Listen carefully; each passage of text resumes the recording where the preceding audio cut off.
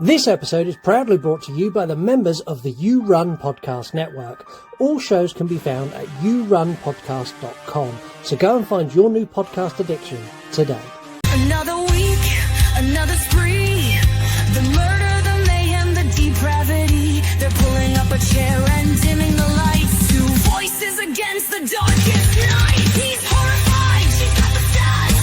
A lethal dose of cold hard facts. From Bundy's rage to the Dahmer's spree. She's the expert, he's the one who's terrified. It's a true crime conversation, not a Wikipedia page. A deep dive into damnation, the killer's final stage. This ain't no fictional fright, it's real life horror taking flight. From twisted motives and broken laws, it's the You Run podcast, bringing the screams and the flaws.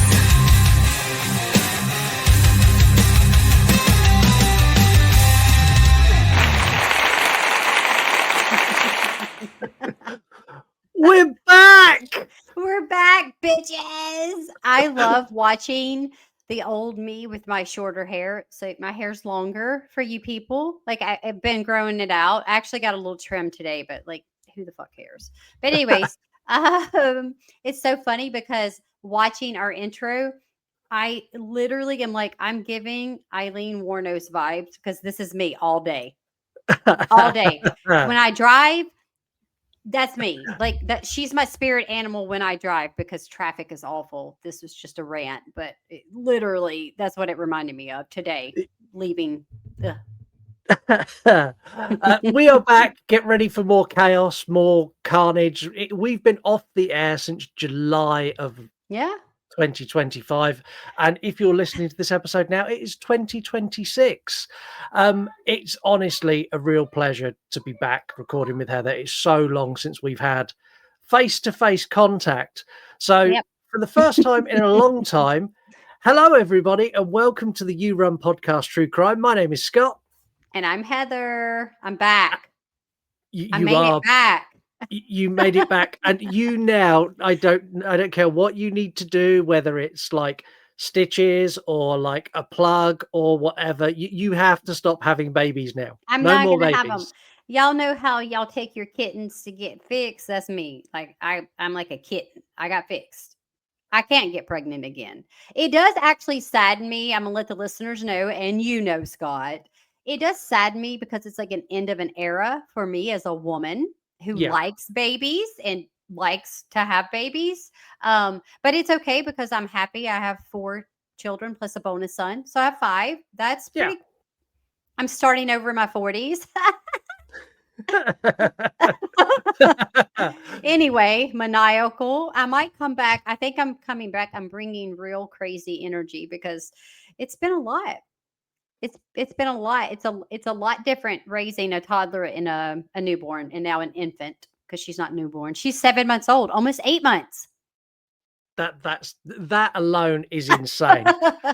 It makes my mama heart sad, but at the same time, I'm like happy because like I love the milestones and I love, all the stuff that comes along with it. But she is the last baby, so these are her first and my last. Yeah, but the next bit is you get to have grandbabies and you get to give them back. We'll see. Well, that's true. But with Cameron, my oldest daughter, who's getting married next year in 2026, we're actually, I guess, in this year. Yeah, this year. Y'all don't pay attention to me. It don't fucking matter anyway.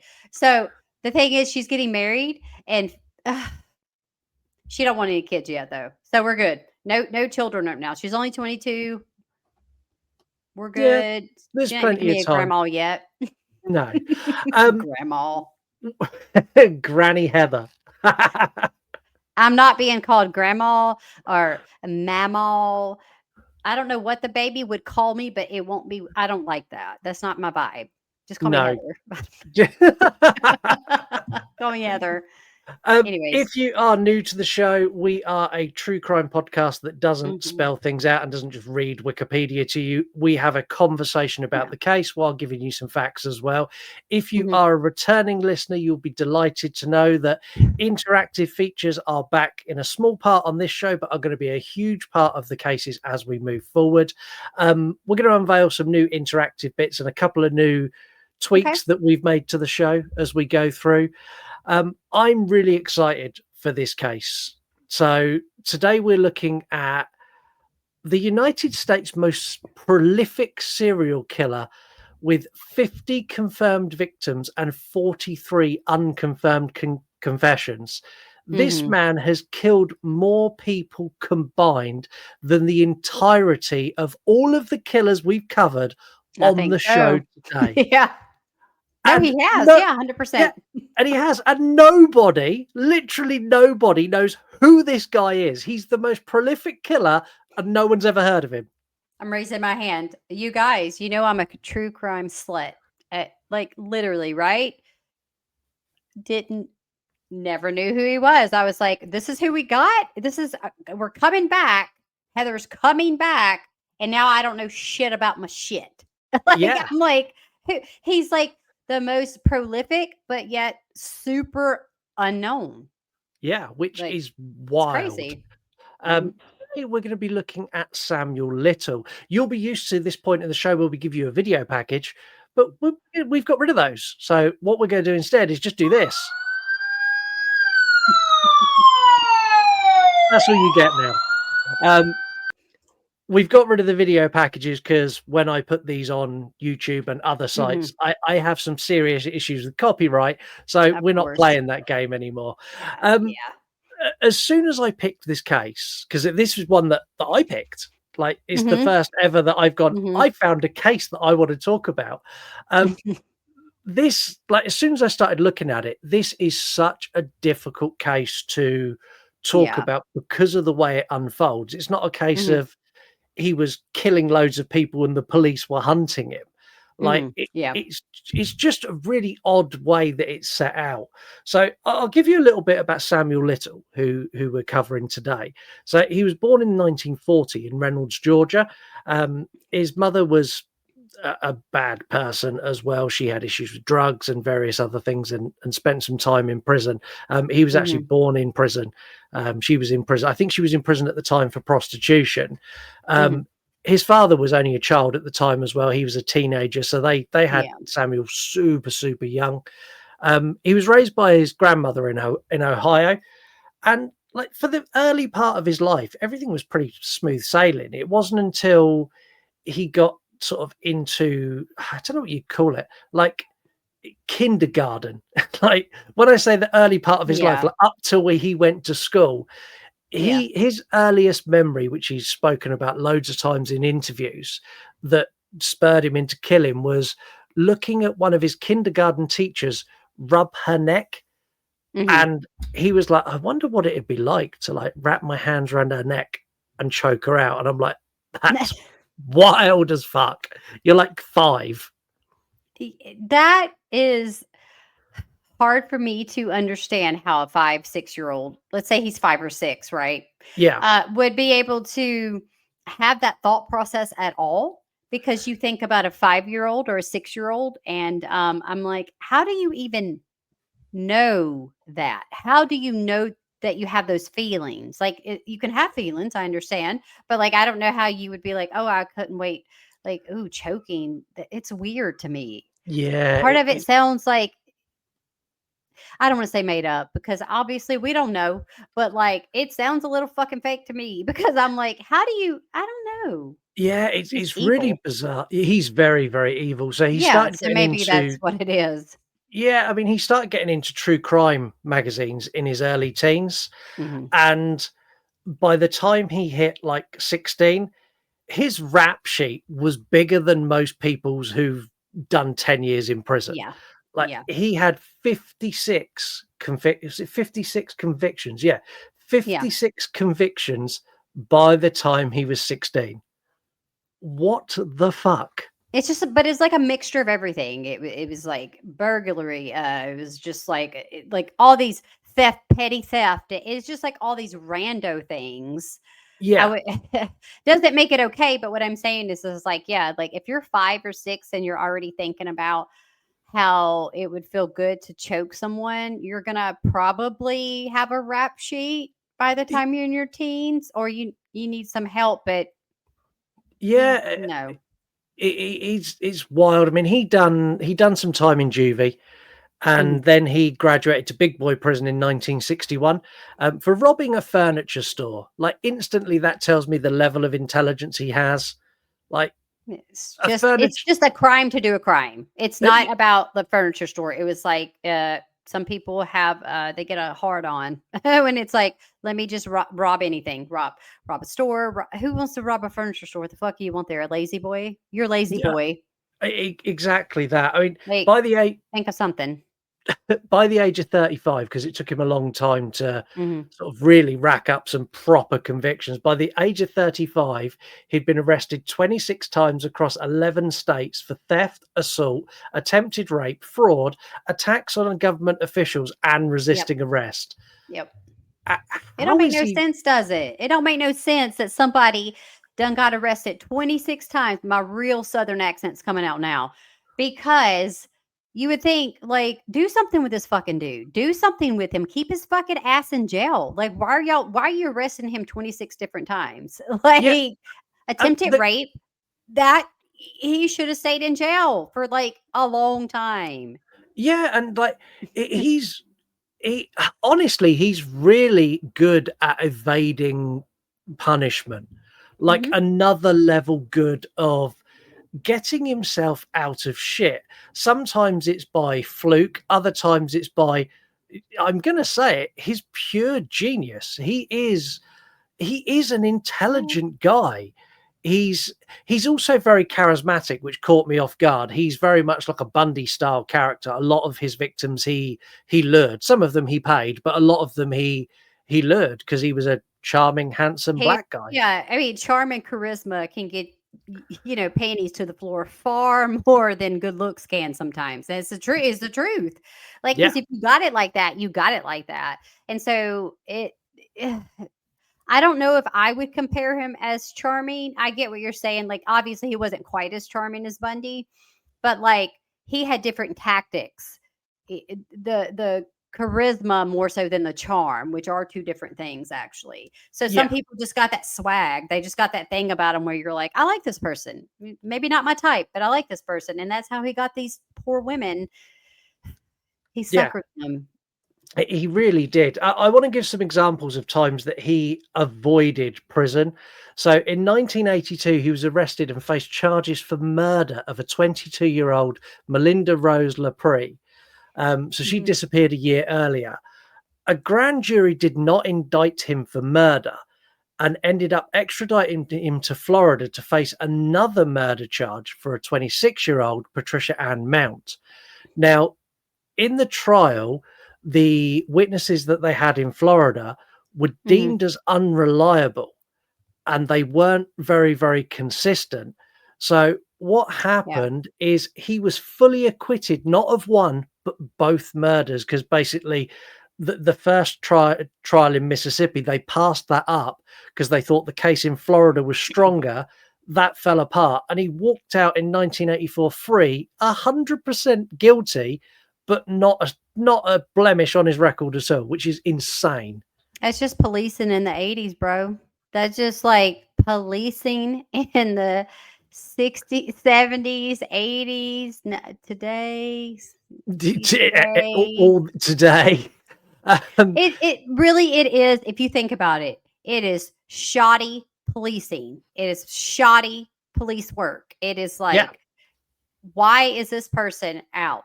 And why did you put this other person away that they just had a joint in their pocket? Why are they getting put 1 million years in jail, but this person like raped someone or did something else worse? Yeah, I mean, these are murder charges that he walked away from. And the worst bit is, after he got acquitted, 1 month later, he was arrested for kidnapping, beating, and strangling a 22-year-old Laurie Burroughs. She survived the attack. less than a month later, he was found in a car with another woman that he'd beaten and strangled in the exact same location as Laurie. Mm-hmm. How long do we think he got in prison for those crimes?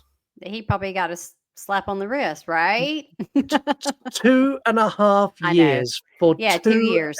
For 2 attempted murders, basically. And this was in Georgia, you said? Yeah. This is in the South. Okay, so, Yeah. like, I live in Louisiana, so, like, Atlanta, let's say Atlanta is, like it's, like, 8 hours for me, driving. It's not, like, super far, so it makes sense. It's in the South. See, It makes sense. I always thought the southern states were, like, really strict, like, they were really, like, you go to I mean, prison Texas forever. is where you actually think I live, Texas. So, like, they be hanging people. They'd be like, they trying to bring some old school shit back, right? They don't fuck Yeah. around in there. But a lot of bad stuff happens there, though. I mean, unfortunately, they have lots of bad stuff, but it happens everywhere. But to get to my point, I feel like it's a lot of like shoddy, like pay this person off, politics, blah blah. It's Yeah. so garbage that you can't get in trouble for anything. Basically, it seems like Yeah, there's people walking around here that hurt people. We had a case the other day. No, this girl, like, we're going on a tangent. Y'all shut the fuck up. This girl, like, hurt this baby at a daycare that's local to the city I live in. It's like, not a big deal. Oh, we just terminated her. Wow. I would beat her ass. I was going to say, if she'd hurt my child, I would have terminated her. Yeah. I'm just telling you that it feels like everybody gets a slap on the wrist for doing heinous shit. So there you go. Yeah. His final arrest came in 2012, and I know we're jumping forward a couple of decades, but okay. At 72, he was found in a Christian homeless shelter in Louisville, Kentucky, and he was extradited to California for narcotics charges. Now, during this process, his DNA was taken, and this is where he was linked to the unsolved murders of Guadalupe Duarte Apodaca, God, that was hard, Audrey Newson Everett, and Carol Linda Alford. Now, this was all part of probably the largest Pandora's box that's ever been opened in US history. So he was tried for these murders in 2014, and with the DNA evidence and a host of witnesses they dug up from around the time who were like, I saw that guy. He was the one who left with my friend. Like, convictions were really easily obtained. The judge pulled no punches and sentenced him to life without parole. Like, you're going to prison forever. But it's like you're 72, so you just finally like he's about to be bye-bye. Why do it now at 72? Just fucking let him go rot outside. I hate that's what don't make no sense to me. No. And like on a normal case, this would be what we're like, there's the trial, there's the arrest, the end. Thanks very much. It was wonderful. Nice to be back. See you all later. Like this is where the story actually begins. This is the start of the Samuel Little case. But before we get into that, we have a new thing. Heather loves giving PSAs. So we thought it'd be a really good idea for Heather to provide a safety tip for you all at home. So safety glasses off, motherfuckers. I can't see without my glasses. You know that movie, My Girl? She's like, my glasses. He can't see. He can't see without his glasses because the bees got him. Not like Wicker Man. God, the bees. Anyway, I fucking hate. I'm gonna tell y'all something right now. This is not the safety tip, but it could be. Don't watch that fucking movie unless you want to cry. It's so boring. Don't watch it, Scott. You did like it. I don't like it. Okay, so safety tip. Well, what can I say? This whole case is atrocious and disgusting, and this person is a piece of shit human being. But we need to actually have an actual safety tip that will like save your life. So this is for men, women, and children. Don't listen to our episodes, right? So this is just for the ladies and the gents. If someone approaches you and they're super hot, right? They're super hot and they got charisma and all this stuff. Don't talk to them. In fact, the safety tip is do a background check on everybody. Don't talk to nobody. Don't talk to nobody. Look, y'all don't think that y'all can't do your own safety tips? Get on Facebook. Check their Facebook. Check their fucking Facebook. Check all social medias. Do a quick Google search. Now, I know this sounds like I'm rambling and being silly, but I'm actually legit being real. These are for this tip can save your life, because there are so many cases where people are like, oh, I met this person on this dating site, and then they unalive them. The girl gets killed. It's more so tends to be that women endure the the violence, but I'm just saying it could still happen either way. So it's like, do a background check. Don't let somebody with charm and charisma sweep you off your feet. Do a background check. Check them out. If you need help, DM me, because I don't even need a last name. Just give me a first name. There are charming, handsome men all across the world now going, you bitch, you've just killed my entire game. Fuck them. They can eat my ass. I don't care. I don't care. I watched The Tinder Swindler. Have you seen that show on Netflix? Yeah, it's crazy. This is the thing. It's just like Catfish. Okay. It's like the show Catfish, which they took off the air. It's canceled. There will be no more Catfish. But the thing is now there's AI.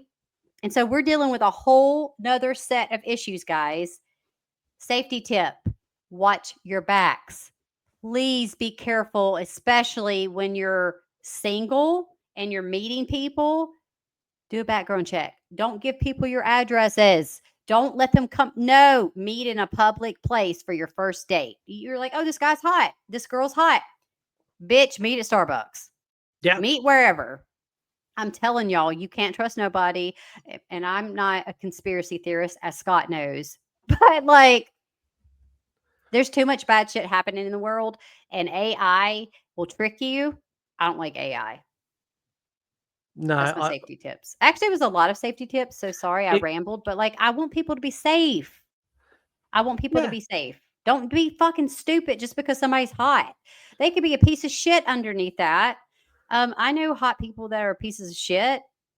I mean, it's the truth. I know people that are, they're really attractive. No, they're a piece of shit. Like, who cares? So I just want everybody to be safe. And I'm going to add to that. Pick the ugly guy. Pick the ugly guy. 9 times out of 10, the ugly guy or the ugly girl are nicer people.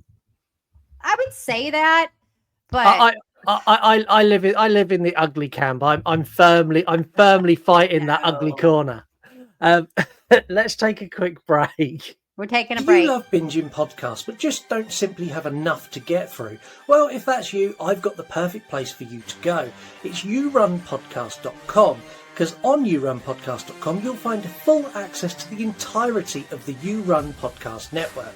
We've got 19 shows that cover literally everything from true crime to paranormal to movie review, TV series deep dives, looks at professional wrestling, deep dives into albums and music. There is so much available on the You Run Podcast Network that will please everybody.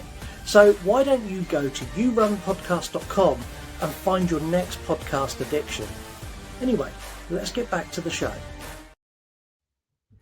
Wow, thanks very much, Scott. Do as Heather tells you. These tips may sound silly and goofy, but genuinely they could save your life. Also, check out yourunpodcast.com, where you'll find all of the incredible shows of the You Run Podcast Network. You'll also find links to our social media. We're at You Run Podcast everywhere. And we will now, by the time this comes out, be boasting a huge selection of both true crime and horror movie content. True crime content coming back in a big way. Very, very pleased about that. If you'd like to give Heather a follow, she is on Instagram. You can do that if you are not a weirdo, a stalker, or a creep. She is Yeah, she will. If you are a weirdo, stalker, or creep, she will find you out and block you. She is at Wednesday Wine and Horror. If you like what we do here, but it's not enough for you, we have a Patreon. Patreon.com/You Run Podcast. On there, you get early access to all episodes. That's these episodes. That's episodes of horror movie review. Everything we do on YouTube. You also, at certain tiers, get access to additional shows like You Run Extra and True Crime Extra, which is a less formatted, we just talk shit for a little while about whatever you tell us to. There's a tier for everyone. There's even a free tier where you get something for nothing because we're nice like that. So that's patreon.com/You Run Podcast. If you don't want to join us over there, do one of the free things, especially as this is our first episode back. We need you to do this now. Please. Tell a friend about the show. Yeah, share it. Link it in your social media. Leave us a review on Apple or Spotify. Leave us a comment on Spotify or YouTube.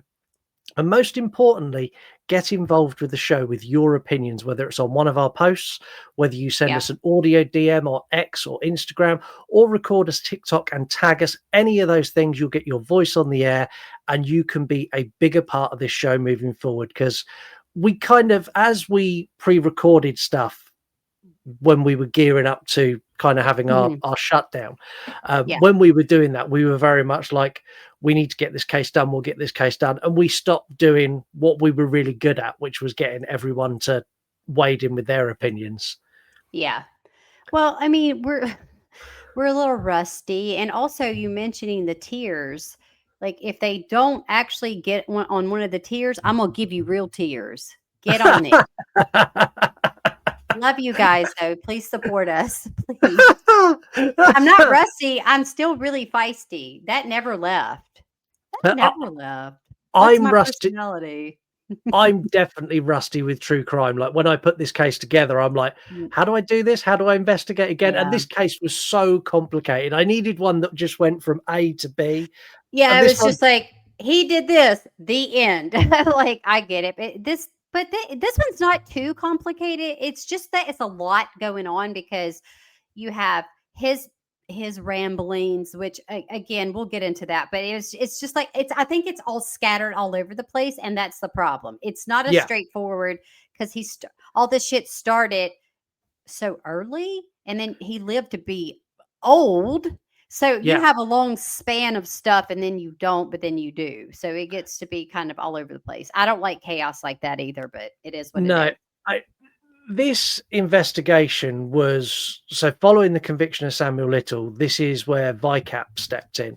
So anyone who doesn't know, VICAP is a division of the FBI, which is the Violent Criminal Apprehension Program.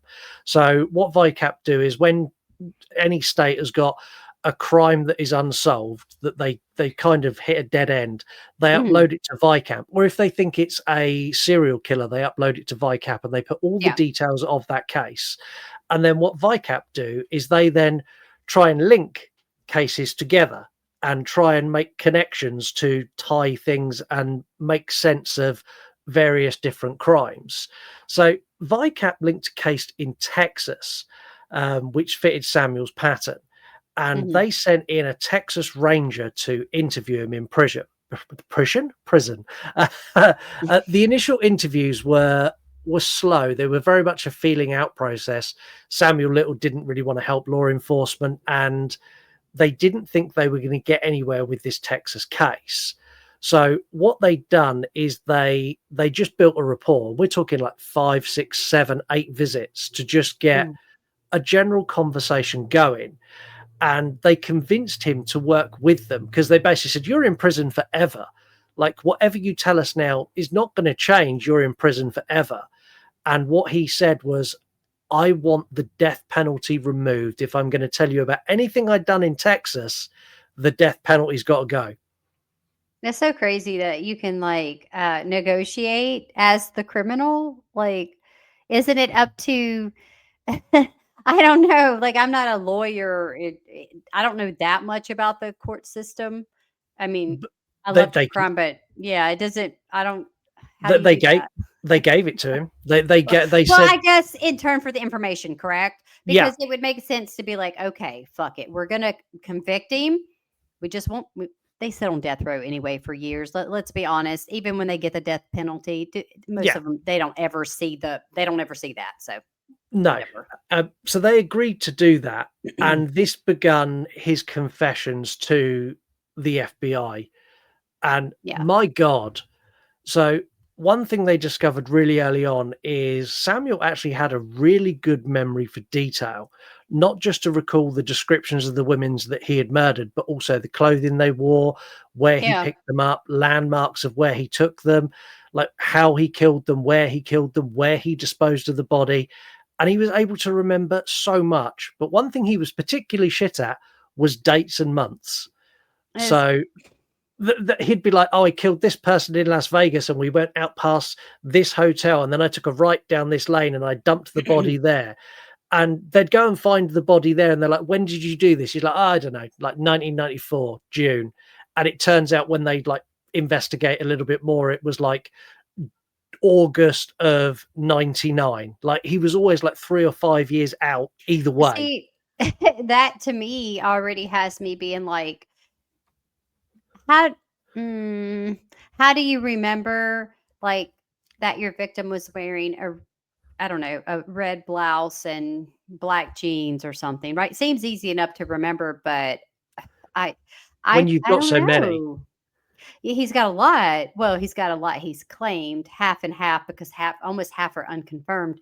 But I have a hard time believing some of the shit that has come out of his mouth because of that. I'm not saying he didn't do these things. I'm saying that I feel like he does it. It could be like a quirk of his to be like, oh, look at me. But that you don't remember. Come on, you're 5 years off.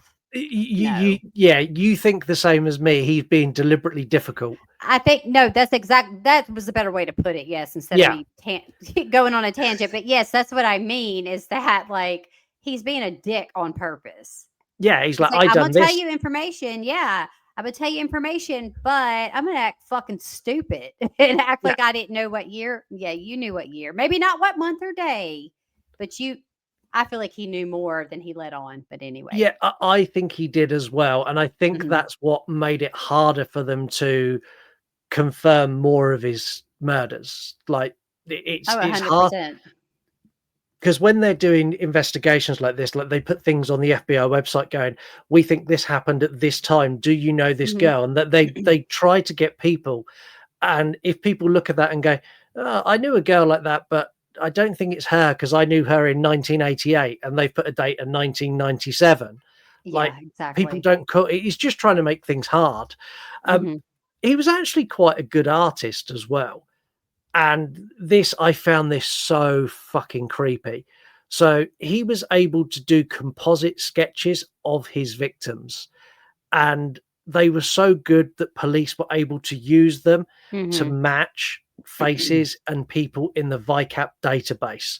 Like that is so like that really makes me uneasy. I don't like that at all. But I think it was another way for him to almost toy with them, because if you have that good of a memory and you're an artist and you can draw these people and all this stuff, don't fuck around with me saying you don't remember what year that you took this person's life. We know you're full of shit. Yeah. And it's like he wanted them to, I believe that he almost wanted them to think he was a little incompetent, but like, I think that he was far more competent than what he let on. And in some of the interviews that I guess we'll get to where he's doing weird shit, it's like, I really do feel like, because he's a narcissist, probably a sociopath, all of them, right? I feel like he did some of that stuff as a play on. Like, let me look crazy on video. People think of stuff like that. Yeah, I 100% agree with you. Some of the shit he done on video, we'll talk about it in a minute. But I watched hours and hours and hours of this man, and there are times that I went, "Oh, you motherfucker! Why are you doing that? Like, why? What? Just why?" Like he annoyed me to the point that I couldn't be the Texas Ranger because I'd have punched him on the nose. No, he's very annoying, but I think it was all done for his sick, twisted kind of mind games in a way with the police, with the FBI. It was like a like, I don't know, like a slap in the face or whatever. Yeah, I think it was as well. By late 2018, he had been convicted of 5 further murders. Annie Lee Stewart, who was 32, who he killed in 1981. Mary Jo Paynton, who was 21, who he murdered in 1984. Zena Marie Jones, who was 30, and he killed her in 1990. Rose Evans was 32, and he killed her in 1991. And Denise Christie Brothers, who's 32, and he killed her in 1994. Now, these would be his final convictions. And he received a further life sentence at the ripe old age of almost 80, which let's be honest, an extra life sentence at this point is irrelevant. The first one's irrelevant. Yeah, life sentence at 72. Yeah, I get it. He's in prison forever.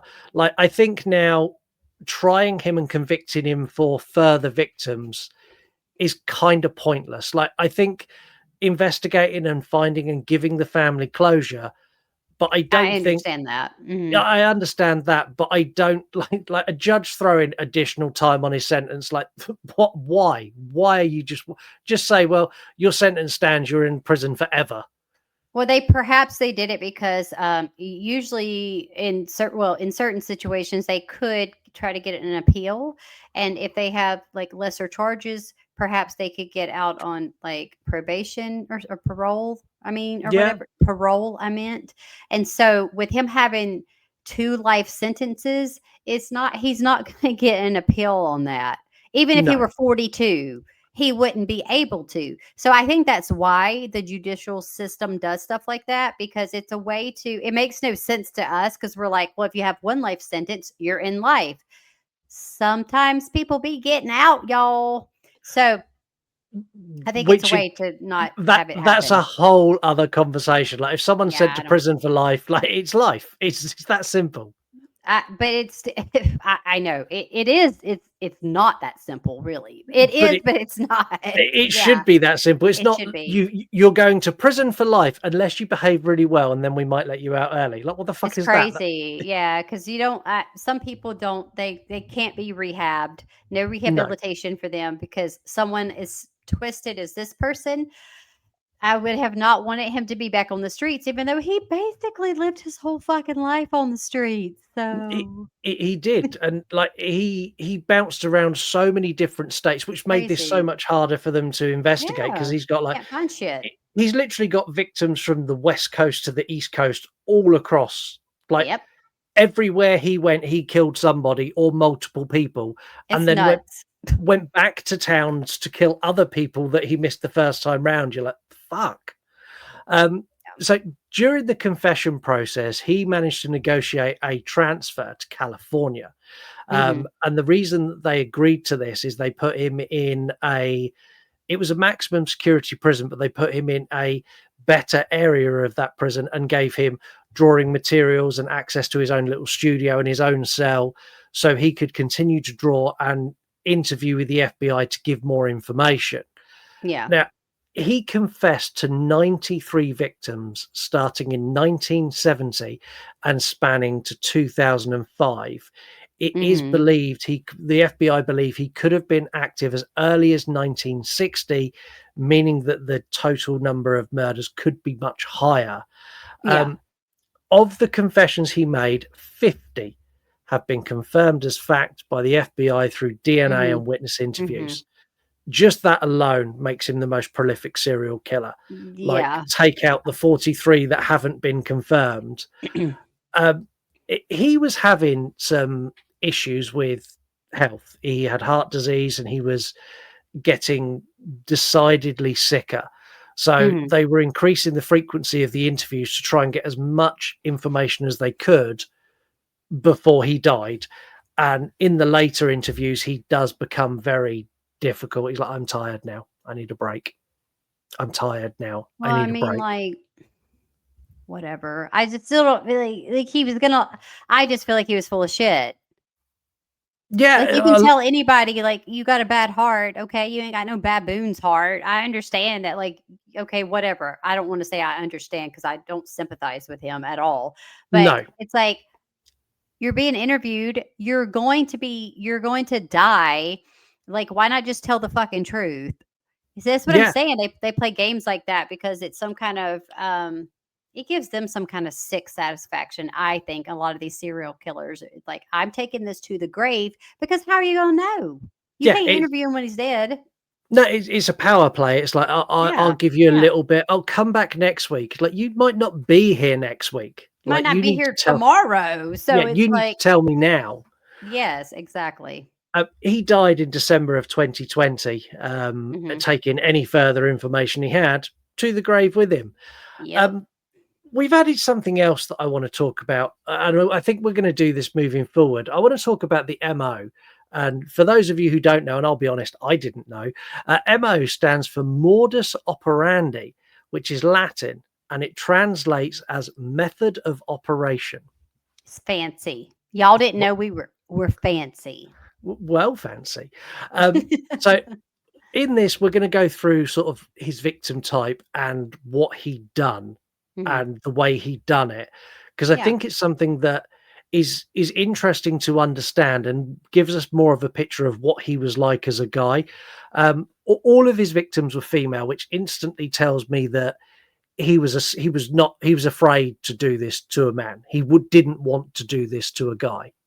Well, I feel like in that case, there probably was a lot of the sexual aspect to it as well. But then again, if you think about it, he was another guy could have killed him or beat his ass. Yeah. But he underestimated, and to me, it's almost an insult that he only picked women, because that is insulting, because it's basically saying they were weaker than me. I would be able to kill them.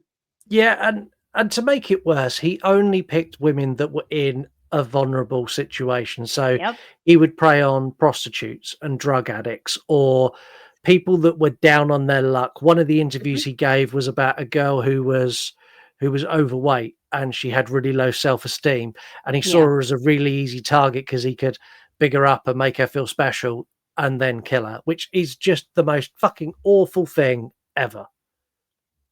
I don't like that. Because I don't like I don't.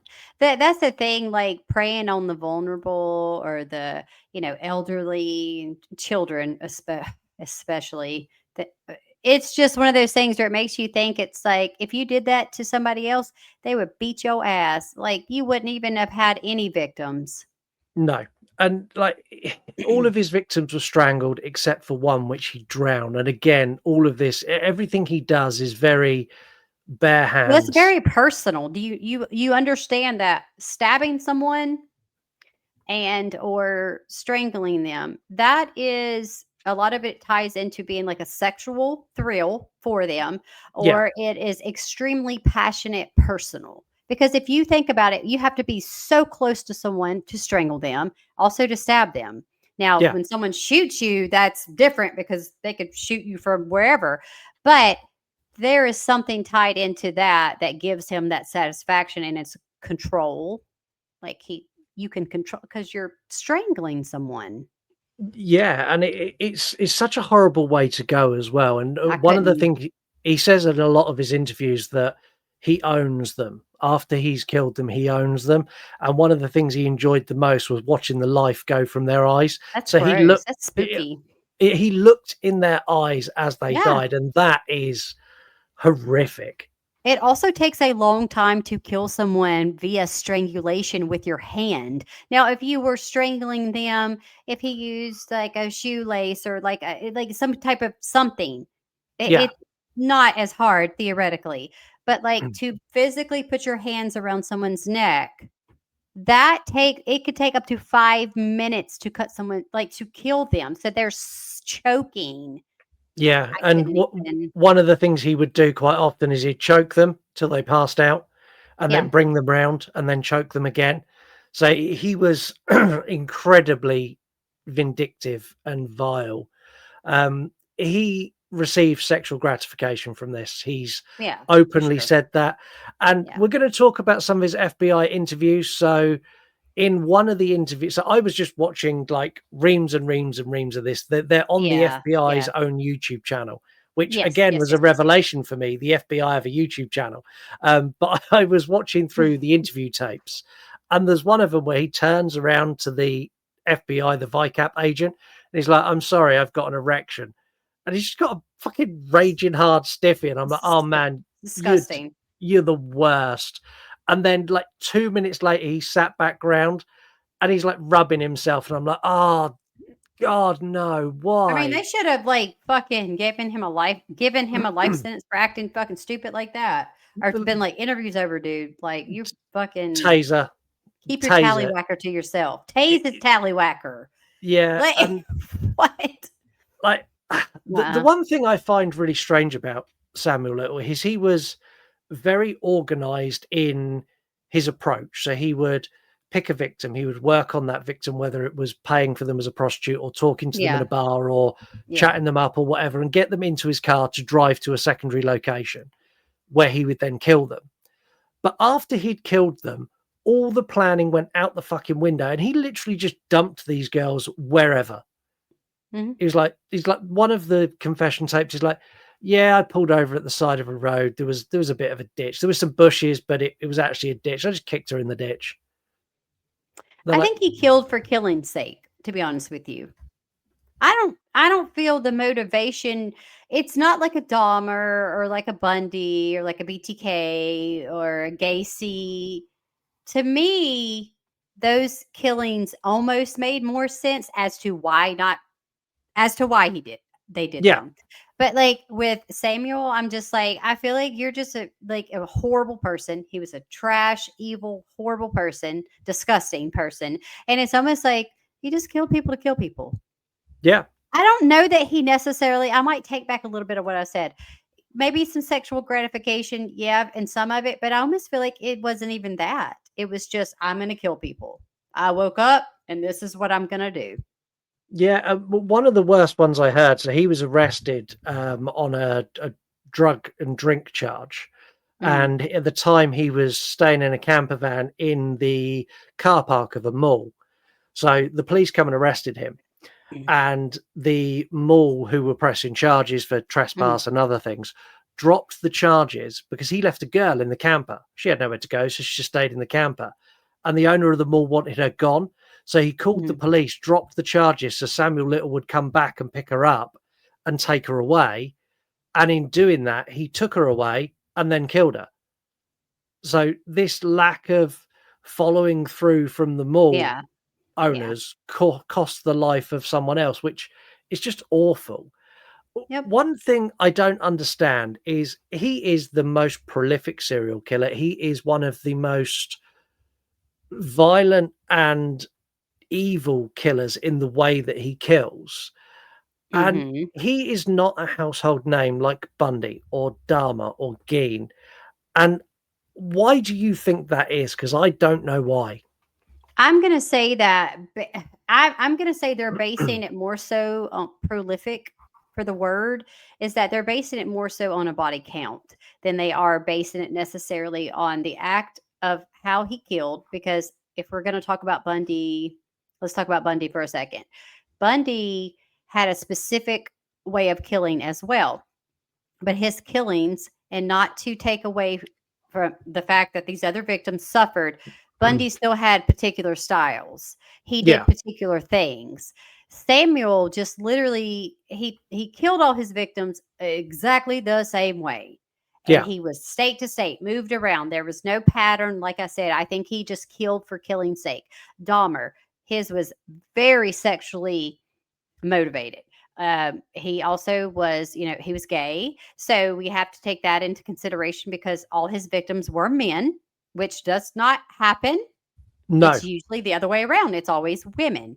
And so we're going on two different spectrums here. You got, Dahmer, who 1000% was trying to have a life partner. He wanted to create like a sex doll of sorts, not really a doll, but like a zombie. Okay. That's why he did what he did. His killings were more gruesome.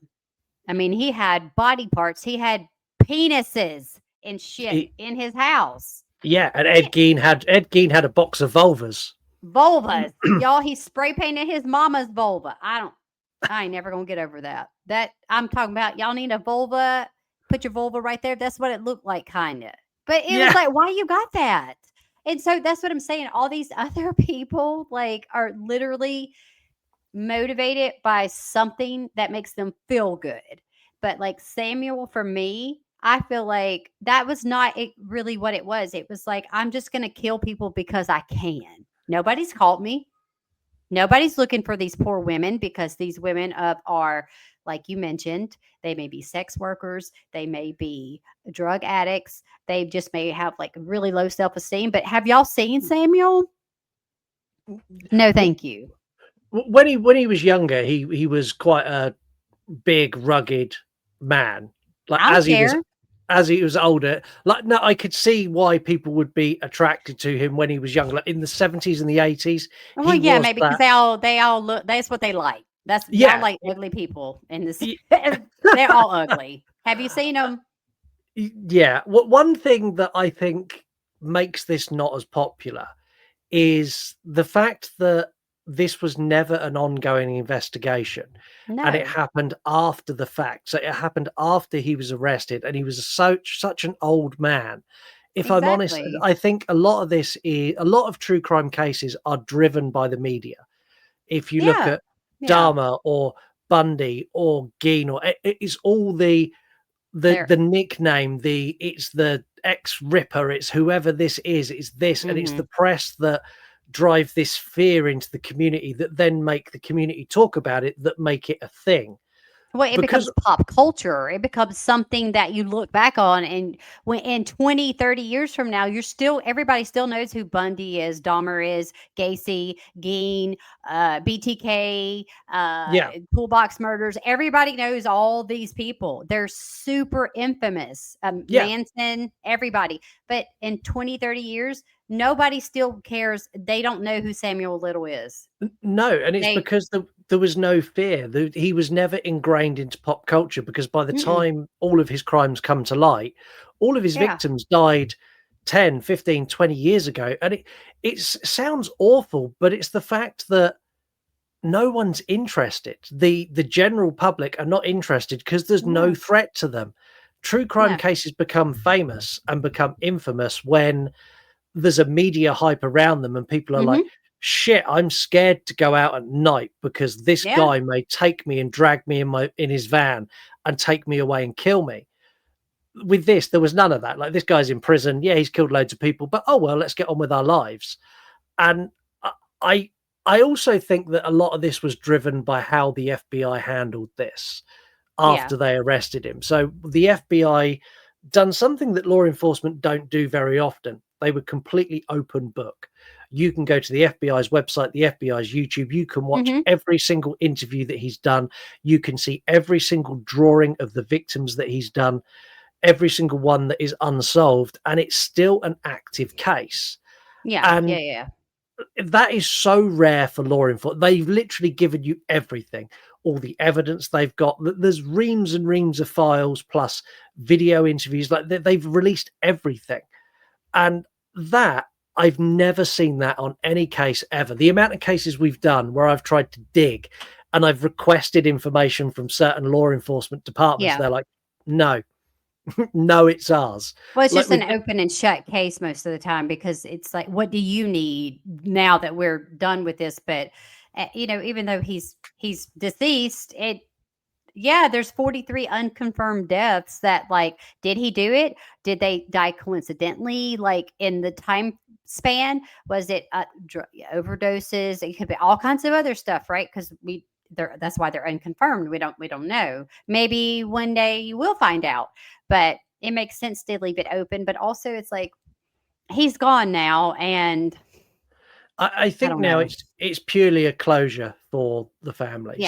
I Oh think yeah. Well, for that's sure. purely what Yeah. it is. I mean, there's 43 still unconfirmed. There is everything on the FBI website and the FBI Hmm. YouTube. And I'm going to say something I never normally say. Like, go and have a look. Like, if you were Oh, anywhere on the south coast of the United States from 1970 to 2005, and you were hanging around in dive bars and pool halls, and because these were never the know. places he Might used have to ran into him. go and have a look at the photos. It might be a case of you go, shit, I know that girl. I remember that girl disappearing. I know who that is. And Yeah. just by doing that, you could solve one of these cases. Never know. But stranger things have happened. Yeah, I know. I live in America. I know. Yeah, our politics, we're not going to get into it, but your No, we're politics not. and the United Kingdom's politics are equally as fucking bonkers at the moment. We Y'all look at live my in face. Delulu land. I don't even. We're not talking about that. This is fun. Well, not fun. the true crime part's not fun, but we're going to talk and we make the show fun. We're not getting into that. We're not a political podcast. We're not a religious podcast. We don't. We try to stay away from those two topics unless they intertwine with our case. Then we will, but we not. Anyway, move on, Scott, dear. Let's go. Exactly. Unless you go and subscribe to our Patreon, then you can request us to cover a political case. Oh, no, don't y'all start no shit with me. If y'all bring back Jack the Ripper, I'm going to quit. I'm not doing it again. Or H.H. Holmes, I'm not doing it. No. I don't care if y'all pay $75 million on Patreon. That's how serious I am. You'll be a blank screen here or this the whole fucking time. I'm not talking about him. Jack the Ripper, it might not even been real. We don't even know. On the subject of H.H. Holmes, I downloaded a video game the other day, which is a true crime video game. And I was like, I've never played a true crime game before. And I started playing it. I got 8 minutes in and realized I checked into H.H. Holmes' murder house. And I was like, fuck this shit. I'm done. Like, I literally went, I'm not playing it anymore. It's exactly what I done. No. Like, it was really interesting at the beginning. And then I got checked in by H.H. Holmes. I was like, no, I'm done. I do need a good nap. So if y'all do want to, that can be the nap Patreon special where you just watch Heather sleep. Because no, thank you. We put a poll out to see how many people knew who Samuel Little was. Yes. 88% had no clue who this is. Nobody. Including some of the people who replied to this poll are true crime podcasters. They're like, I don't know who the fuck that is. And like, established true crime. Exactly. Didn't know. We also got some messages on Instagram for our return. Skelly, Skellington fan. Yes, the best true crime duo are back. We are. Yay. Love you, Skelly. I hope you're doing well. Yeah, we're rusty, but we're definitely back. Dewey Pod Monster, glad you're back. So am I. Thank you, Dewey Pod Monster. Like, genuinely, it's been too long. It's been a million years. It has. And like, we still talk like almost every single day anyway, but it's very different sending messages to doing this. And then we're chit-chatting. We're getting to catch up and see. Y'all see my new hairstyle. Scott, I don't know. You look like Woolly Booger. But you got that. Yeah, this is going soon. Is it no shave? No, it's not no shave November. You're just living it the whole year. Yeah, I have become the hermit with the long beard now, and it's really That's long. okay. I'm growing my hair out long so you guys can enjoy. We'll see how long it lasts. I don't know. Becky, this girl loves horror. Welcome back. Can't wait to start listening again. We can't wait to have you back. We love Beck. I love Beck. She's super sweet. Leprechaun 81, otherwise known as Imitation Dave, simply let's go. Yay. So exciting. Old and nerdy bastard who is one of the hosts of You Gonna Eat That Crust podcast. Yes. Yes. Amazing work as always. I would love to see you do the West Memphis 3. Oh, that one's we'll talk about it later. I mean, if you put it in a poll, we'll do it. It's hardcore. Is it? We're not going to talk about it now. No. So to give me some indication as to how I feel about polling that, how does that stack up against the Toolbox Killers? I mean, you're going to hate it. You're going to fucking hate it. I would say that the Toolbox Murders may be in its own way. It's like a different hate, but you're not going to like it. Just Google it afterward. Like, I'm not saying anything. Just get a quick little Google search and you'll be like, God damn it. Why? Right. I mean, we can cover it because it would be compelling. We're true crime. We need to cover everything, even if it makes us uncomfortable. But you're not going to like it. Okay. Well, maybe that's what we'll do for the next poll. We'll pick loads of cases that I'm not going to like and poll those. Piss your pants. It's like piss your pants time for Scott. I don't know. We're going to do a roundup on this, which is something that we don't normally do here. Normally, we do this when we review horror movies. We give a roundup. But I like doing this for cases. I've realized, like, I feel like Jerry Springer doing like the final thought. I think this is one of the most tragic cases we've discussed. Like the amount of victims that were just disposable to Samuel. Like they weren't They didn't mean anything. They meant nothing to him, and they meant nothing to the press, and they meant nothing to the public. Like, I think it's really, really sad. The VICAP investigation, this is the first time we've come across VICAP when we've done a true crime case. Yeah. They are as impressive as fuck.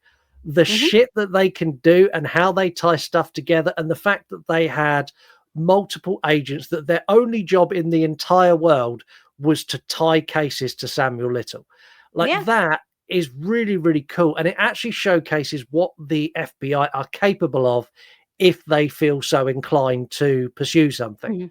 Like, they were so in. They had teams working in different parts of the country, interviewing people and tracking shit down. And they had teams going to look at potential dump sites. Like, they really invested in getting all of these solved, and I think that's really, really cool. The law enforcement up until that point is fucking dreadful. The failures by literally every police department across 11 states, the failure by the judiciary system multiple times. Like, his final arrest should have happened 30 years before his final arrest in 2012. He should have been incarcerated for decades, and instead he was out there just killing as many people as he possibly could, which I think that's what I'm saying.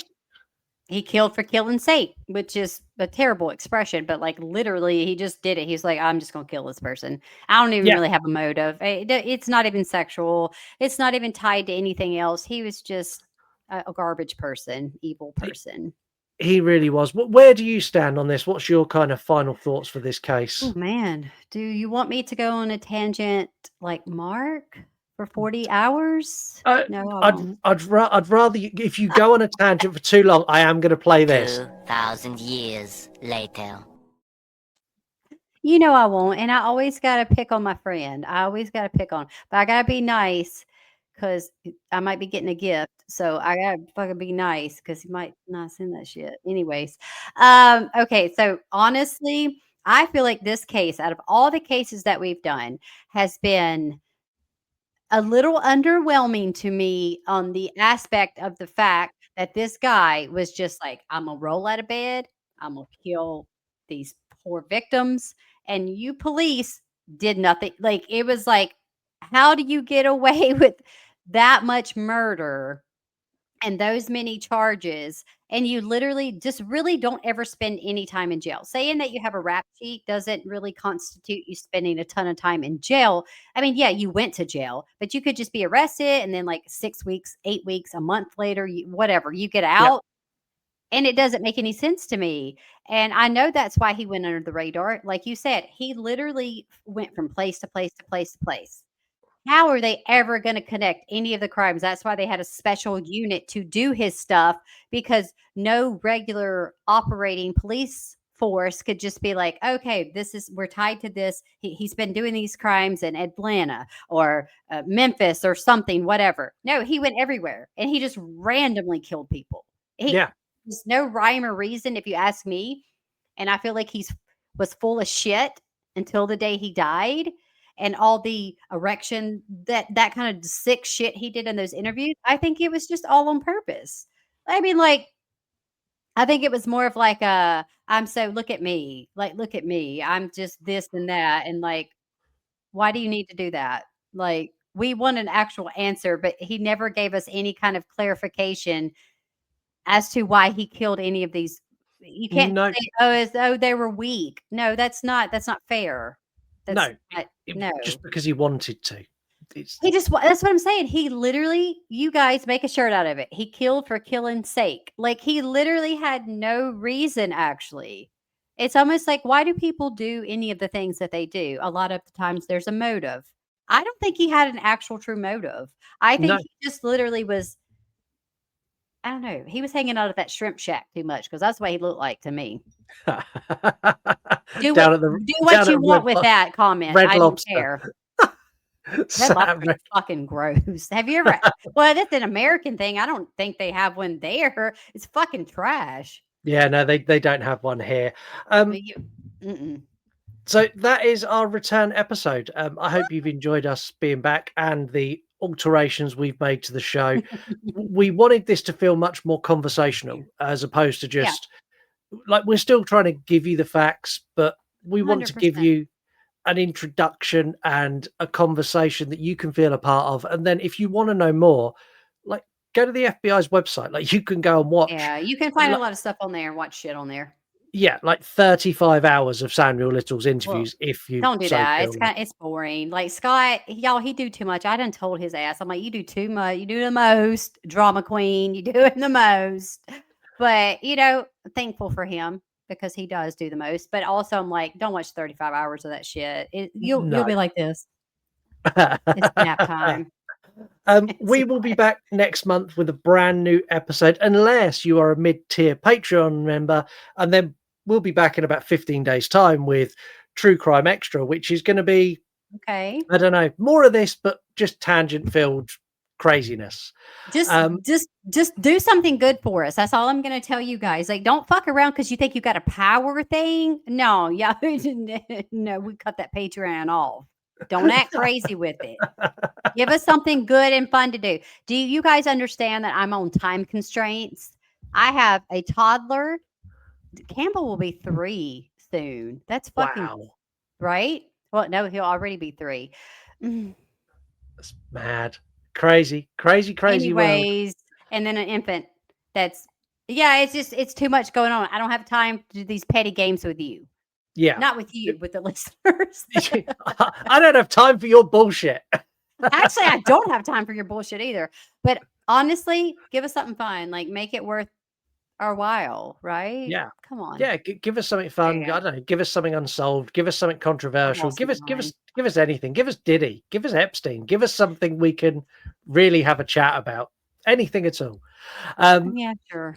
Well, that's it for me. That's it for True Crime. But I'm going to hand over to the Queen for something that we've been deprived of for so many months. My ranting. You send us away in a really great way. Always. Okay, y'all, Scott is just trying to make my head get bigger, and it fits pretty good in the square as it is. But I do want to say, first off, I'm happy to be back. I'm excited. I feel like I did mess up a few times, but it's like, look, I'm not fucking perfect, so don't judge me. Doing these recordings, I don't think a lot of people know what goes into the fact that we're not scripted. Yes, we take notes. Does Heather? I don't. Not really. So honestly, a lot of the times this is so when I say unscripted, it's literally like I look at Scott and I'm like, I'm scared. And he's like, don't be scared, whatever, you can do this. But I talk out of my ass, and this is where we're going with it. And this is what's happening. But I am excited to be back. I miss True Crime. You don't have to worry about me having any more babies. I'm done with that era. I will bring back the wine. That was another thing I wanted to tell you guys. I'm going to bring back the wine eventually, but I'm not ready Sorry, yet. Stop. You're bringing back the wine. I've got one thing to say to you. Damn! No, I am. I'm going to do it. It's going to be part of the show because, Wednesday Wine and Horror. I don't host my own horror podcast anymore. And True Crime, it's kind of related to horror, but like I'm still Wednesday Wine and Horror. Y'all know me. We need a wine per case. That's awesome. No, the wine you need for this case is this wine. Let's do it. It's coming back. I was going to off-key tell you that, but like we're going to go ahead and just announce it. But anyways, you guys, again, I don't want to keep rambling too much, but I'm super excited to be back. I'm super excited to be recording with Scott. True Crime is a little bit of my passion. I love it. I really do. I might love it more than horror to some extent, but I still love horror. Anyways, guys, thank you for listening. We hope you stay tuned for the next episode. And please, if you're a Patreon member, if you fuck around, you're going to find out. Better pick us something fun. But until next time, guys, stay safe, stay spooky, and we'll see you on the flip side, bitches. Bye. Bye.